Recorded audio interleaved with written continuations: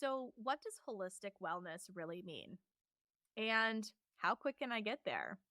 So many of us are looking for natural solutions or holistic solutions, but we have this expectation, like so many things in our culture, that it's instant gratification and we can get there as fast as we want, like we can with surgery or a pill. Unfortunately, spoiler alert, holistic wellness isn't a fast process. However, the journey to get there is completely worth it. Join me this week as we take a look at holistic wellness, what it means, and how you can live your best life. Hi, I'm Adrienne Irizarry. I'm an Eastern medicine practitioner who is passionate about women's health and helping women live their best lives. My goal is to put you in the driver's seat of your health, offering period solutions for a symptom-free life. Statements made in this program are for educational purposes only and not intended as a substitution for medical consultation or advice. We do not claim to diagnose, treat, or cure any diseases. This podcast is inclusive and welcomes all gender identities. The focus of the program is on biological function, and we will use the term women throughout, but it is referencing physiological and social challenges for biology, not identity. Come as you are, I am happy you're here and welcome all performances of identity. I hope you find something helpful in this show.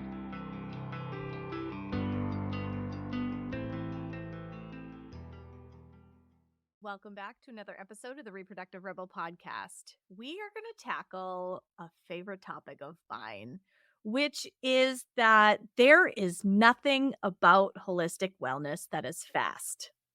That's so discouraging, isn't it? I start by saying that because I think it is one of the ways that I lead off most appointments with new people in my practice. And I thought that it would be a really good topic to dive into and talk about today because we live in a culture that wants to have a pill solution for things, that wants the answer yesterday. And because we have such an instant gratification kind of culture and information is at our fingertips and news moves faster than it's ever moved before, and our whole world has picked up speed, we generally don't have a lot of patience for solutions that take any amount of time whatsoever. And for that reason, we tend to turn towards medications, pills, surgery, things that are supposed to give us a solution in a quicker fashion in order to solve the challenges that we're dealing with. And I think it's really important to realize that the most meaningful change that you can make in your body absolutely has no speedy execution. That is really discouraging for a lot of people, and I understand that. And this is exactly why I thought it would be important to talk about this very thing, because a lot of people that reach out to practitioners like me and others don't go in search of other solutions until they're really desperate. And that's not, like I've said in past episodes, this is not throwing shade, okay, to anyone who is in that situation. Because for a lot of people, we just don't know what we don't know. We don't know that there's other options. We haven't been taught to question that there's other things out there. And it isn't until we get a really scary prognosis from a doctor, they suggest some sort of an intervention that doesn't feel aligned in our body, that we go, well, geez, there has to be another way to do this. And I can say that as a person who has been in that situation. So this is a human nature kind of thing, right? That we have to be super uncomfortable and in some level of crisis in order to create change. So usually by the time people find someone like me, they're really desperate.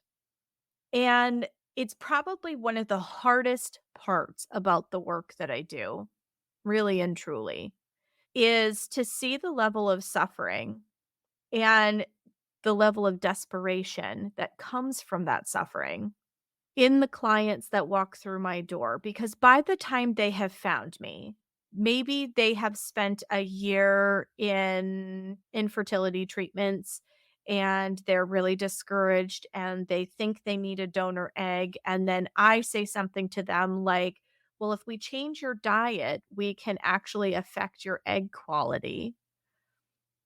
And maybe you won't have to do that. And they love the idea, but then they're frustrated because they feel like they've lost a lot of time. I see this so often, which is why I decided to do an entire episode on it because I want you to know that it is a good thing to critically think and it is a good thing to question. And not every allopathic practitioner is going to be really open and receptive to that kind of questioning. And if they're not giving you the answers that you're looking for, be curious, think outside the box, because there probably is an answer that is more aligned with how you think and how you move through the world. So, holistic wellness is a buzz term these days. I feel like everybody's talking about holistic wellness or holistic health. I mean, heck, I call myself a holistic women's health practitioner. The people that I train in the work that I do are holistic women's health practitioners because we're looking at the whole body. But when you look at the whole body, you're looking at mind, body, and spirit, right? So the emotional body, the physical body, and the spiritual body. And that practitioner truly believes that wellness, to be well, comes from creating right relationship in those aspects of self. If we're looking at emotional, physical, and spiritual well being, does that sound like something that moves very quickly, like snap of a fingers or swallowing a pill? No. This is emotional shadow work because things that we try to sweep under the rug or in our culture, all too often, we just try to numb out, whether that's with alcohol, whether that's with medication, the list goes on and on. There are so many things that we do because we have such an escapist culture. I mean, scrolling through Facebook feeds is a way to escape.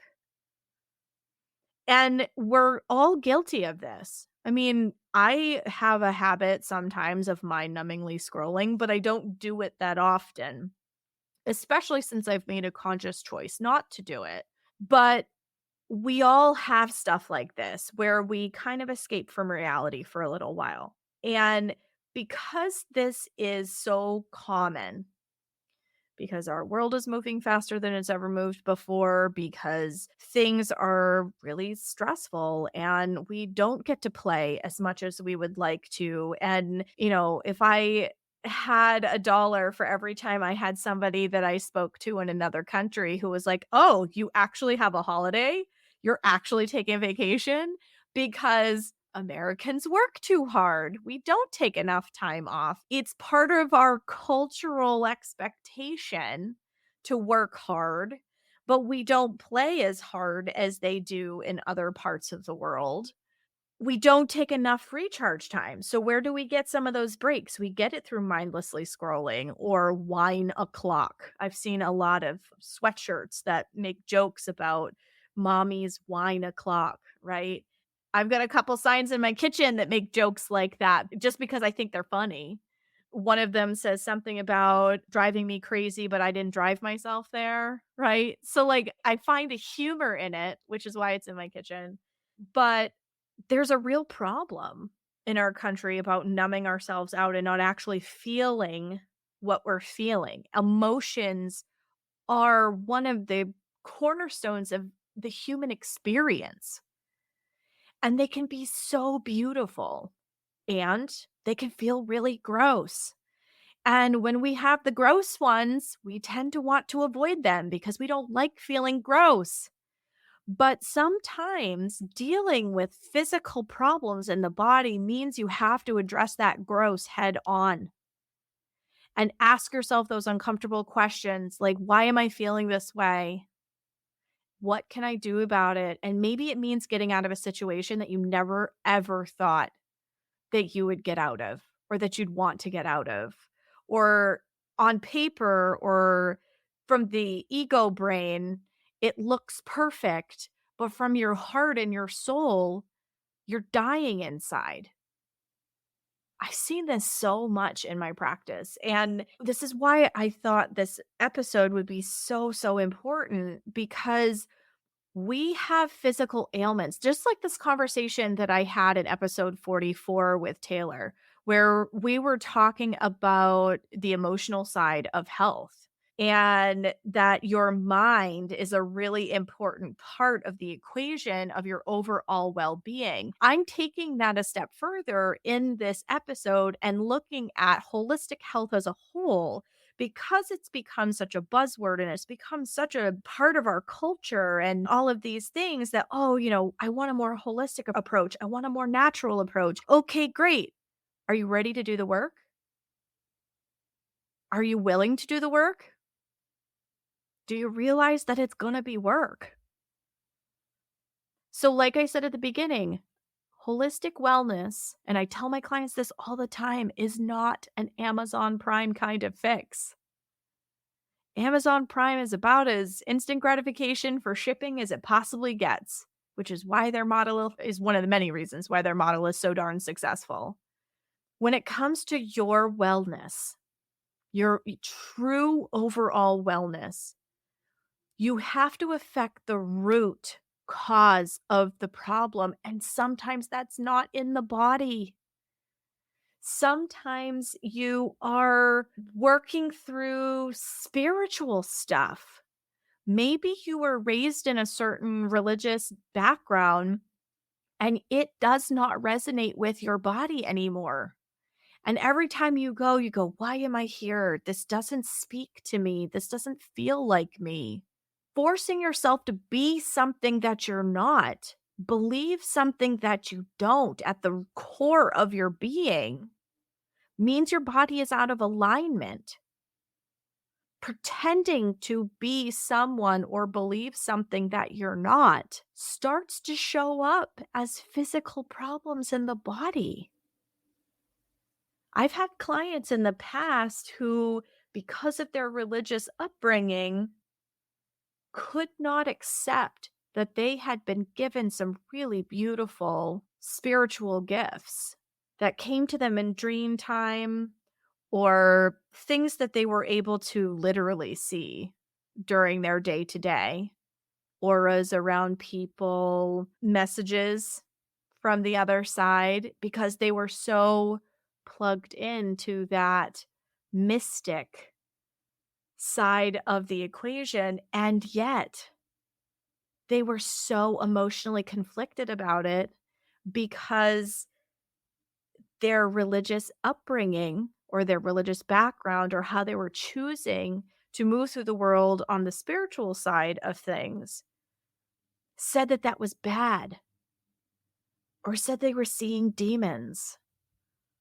And they had this really big inner conflict with there's something wrong with me when there was nothing wrong with them at all. They had gifts and gifts that they were being shown how to bring into the world. And the more they fought it, the sicker they got. Digestive issues, sleep issues, all kinds of things, period issues. It was heartbreaking. And this is why I want to highlight that holistic wellness is a long game. This is not a sprint. This is not a, like I said, Amazon Prime kind of fix. That's a sprint, man. This is not a sprint. This is the long game. You are fundamentally affecting the fabric of your body, your frequency, your resonance, how your body shows up in the world and moves through space. You begin to think differently. You begin to feel differently about things. It is whole wellness, whole body, whole soul wellness. So when I talk about holistic health, bringing the body into right relationship, it means that you are happy in your skin. You are comfortable. You don't always have a perfect experience with all of those things. I mean, we're always tested. Situations always bring things up for us. They can be triggering from past events, but when our body is in right relationship, we respond to those things differently because we're coming at it from a whole bodied place. And the more we walk into our truth, the healthier we become. Have you ever seen somebody who is having a difficult time in their relationship and like everybody can kind of see that the relationship is really on the brink of being done? And when the person goes, "Yeah, we've decided we're going to end the relationship," nobody looks surprised. But then that person who had joint pain and was miserable in that relationship and was always kind of a Debbie Downer in large groups and things like that, as they get out of the situation that wasn't aligned with their truth, they start going places and doing things, and they literally look like they're reverse aging. We've all had that person in our circle. You know who I'm talking about. Where once they finally emancipate themselves from this really negative, unhealthy situation, whatever that is, it could be a job, it could be a relationship, it could be unaddressed past historical stuff, whatever that is, once they take that head on and they really address it, they look like they are reverse aging. They look younger overnight. They have more joy in the way that they communicate with people, the way they move through the world. All of those things completely shift. The person literally becomes healthier. If you think about any of the medical shows on TV and they have somebody to live for, they fight, right? They fight the cancer, they fight the bad prognosis, and the surgery goes well, right? We are interconnected, our emotional state, our spiritual state, and our physical state. I'm gonna refer I probably am gonna intermittently refer to this show because it's my new favorite show right now, but I've been watching New Amsterdam, and if you haven't watched it, highly suggest it. No, I'm not affiliated, this is just me anecdotally talking about a show that I really love and enjoy. I am totally in love with the medical director because he brainstorms and comes up with creative solutions from a person-centric place. And I so desperately wish our Western medical model could embrace the way that Max walks through the world. One of the reasons why I like the show, because it gives me a little bit of hope that we might actually be able to get there. But there was an episode where the cardiac thoracic surgeon was not really keen on letting this Haitian spiritual ritual take place before he brought his patient in for surgery. And every time they went to move the bed, something would happen. Her monitors would go crazy. She had to be kept in one place because she wasn't stable enough to move. And then once he allowed this spiritual practice to take place, they were able to move her into surgery and her surgery went well. This is real, folks. Yes, I'm using a TV show as an illustration, but when we feel like we have something to live for, we have something to fight for, that's our emotional body making our physical body get in alignment. Our emotional body goes, I have something to stay here for. I have something to live for. I have to be here. And it helps the physical body to fight harder. There is a connection. And because there's a connection, I could talk about these connections all day long. I thought using that Netflix example might be one that would help ground it in a current everyday context that people would be able to resonate with. But holistic wellness is about digging into your shit. It's about taking some of your demons on head on. And it's gonna feel gross, and you're not going to love it, but you're gonna come out the other side healthier, and you're gonna come out the other side stronger. It's one of the reasons that I love using pelvic steaming in my practice for anyone who is open to it, because there is emotional release that happens there. It is such a great practice to use with people who have any sort of pelvic trauma, birth trauma, sexual trauma, anyone who is having an issue with identity and being able to generate zest for life. We're literally working with all the energy in that area of your body.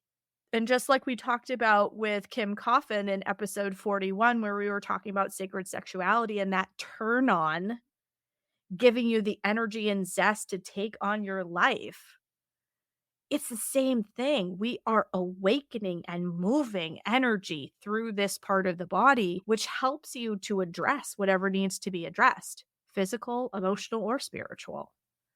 That's one of the reasons I love pelvic steaming so much, or yoni steaming, whatever you would like to call it. And I do it a lot with people in my practice. Any body can steam, and there's very powerful benefits for anybody because of where you're steaming and how you're moving energy in the body. Holistic wellness means figuring out spiritually where you're at, what feels in alignment for you. I joke around that I'm a recovering Catholic, which I'm sure my godmother would not be really excited if she heard this episode and heard me refer to it that way. I was raised in a French Catholic family, and there are certain aspects of the rhythm of growing up Catholic, that the ritualistic aspect of it, that I love and in some ways miss, I guess, but it didn't align with my body. I was the kid that used to ask my mother where all the women were. Catholicism did not ring any bells for me because I could not figure out why there were no women in the Catholic Church at all. Like, no figureheads. Like, Jesus's mom was pretty much the only woman that entered the conversation, and I just could not figure that out. I couldn't figure out why I had to tell a priest that I had been a bad person if God already saw that I screwed up. Like, I just couldn't get behind it. And I'm not shaming anyone who can. And if that resonates for you and that feels good in the fabric of your being, then that's how you spiritually practice your faith. For me, it didn't resonate with me. I mean, there isn't really even a label for the way that I go through the world at this point. I am a very spiritual person, but I don't subscribe to labels to describe my spirituality. I feel very connected to nature and the change of the seasons. I feel very connected to the fact that there is a duality that brings life into the world, whether that's outside and you see that with plants and flowers, right? They have some female parts and male parts. And again, I'm not trying to make everything a binary, but as an Eastern medicine practitioner, I can't help but see the yin and yang of everything. The masculine and feminine energy doesn't mean that has to be their identity. It's the energy. Plants have masculine and feminine parts. Animal pairs have masculine and feminine parts. There's a duality. So for me, being in a dude-centered religion didn't make any sense to me because everything else when I looked out the window had a binary. And our bodies have like 2 arms and 2 legs under ordinary circumstances, right? So we have this biphasic experience in our menstrual cycles. We have the first half, the follicular phase, and we have the second half, the luteal phase. So for me, that dualism made more sense to me personally. And so I believe in that heaven and earth come together to create humanity. And you can call it whatever you want. You see it in Taoist culture, you see it in Buddhist culture, you see it in a whole bunch of religions around the world. That understanding that there are lots of forces at play And so I don't want this to go into a completely theological kind of conversation because, world religion, everybody, you're entitled to believe what you believe. But that is why I look at this and I say, there is a spiritual alignment that happens here. And when you are operating from a place of being aligned with your truth, what you believe in for a bigger being out there, whether that's spirit, the universe, Allah, God, whatever you want to call this person or people, if you're in a multi deity kind of religious background, whatever it is that you believe has to feel aligned with your truth. Just like for me, I had to see the presence of women. The lack of women did not make any sense or feel aligned to me at all. I'm a deeply spiritual person. And now I'm in this space where I understand why it didn't resonate with me. But I'm also a lot healthier. I have endometriosis and I really am very asymptomatic as somebody who has celiac disease and endometriosis. But I have come into right relationship with my truth.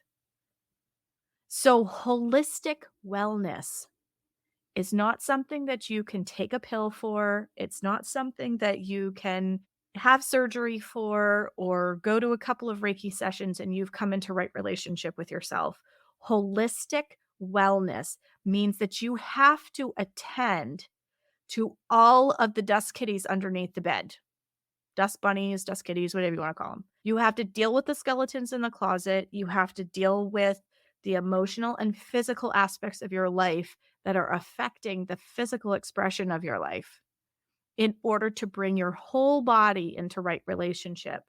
And when that happens and we nourish the roots of the plant, I love the idea that Eastern medicine practitioners are gardeners and they help provide the plant with what it is it needs to thrive.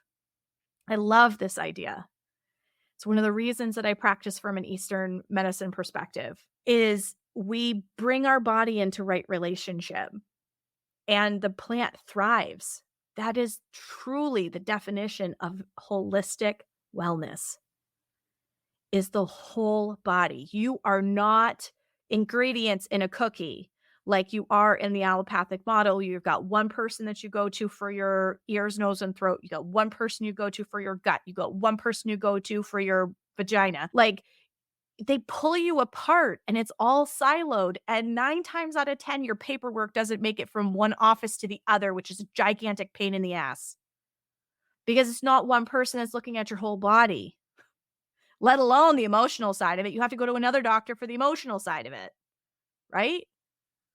And when you're looking at holistic wellness, sometimes clients come into my office and all we talk about is what's going on in their life. Sometimes it's just a giant bitch session where they sit there and they have somebody who cares about them and is invested in them that sits and just listens and holds that space for them. And they get all done venting all of the things that they're frustrated with in their life and they go, "Man, I feel a lot better.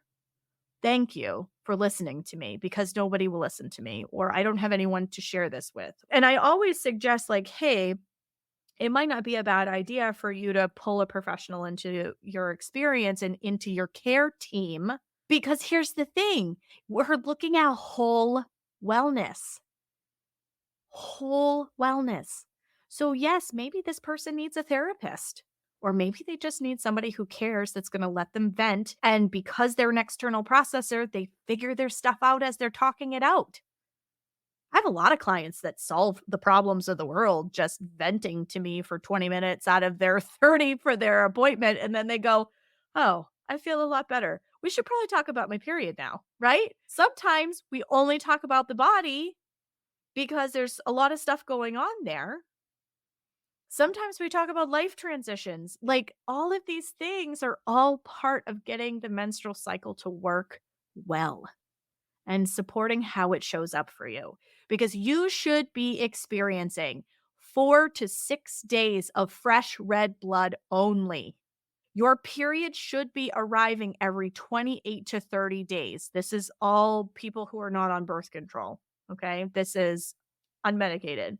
You should be experiencing a 7-day fertile window. Your period should not have symptoms beforehand. It should just gently arrive. It gets a little heavier, it gets lighter again, and it stops and it stays red the whole time. No clots, no cramps, no emotional roller coaster, no bullshit. It should be a gentle experience. And most of us, it's not. And a lot of times where we see those frustrations that maybe we haven't dealt with emotionally, they show up in that PMS phase or the PMDD phase of people's cycles.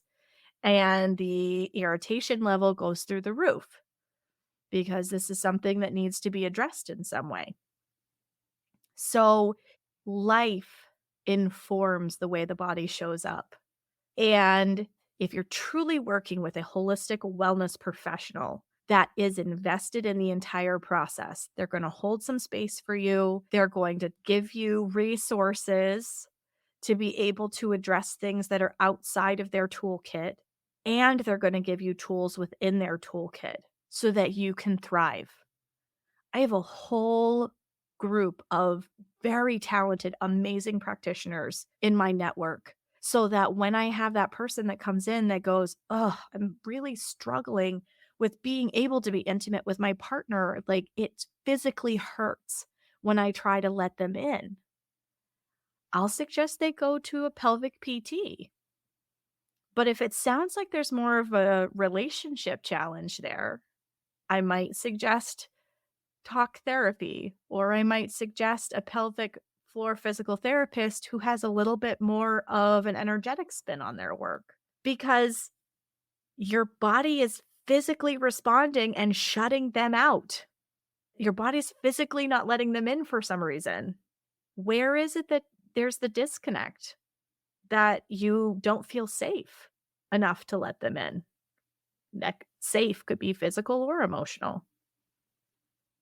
So, whatever it is where you're not being held in your life, it will show up in your body. If you're overstressed, your libido will pretty much be dead. If you don't feel like you're being seen and heard, those kinds of things come roaring to the surface during PMS. Those are the fire breathing dragon days, man, where you just want to burn down the entire village because your threshold and patience level goes seriously out the window because of what's going on hormonally, but it's because this has been simmering under the surface. So, bam, there it is. So, holistic wellness is a journey.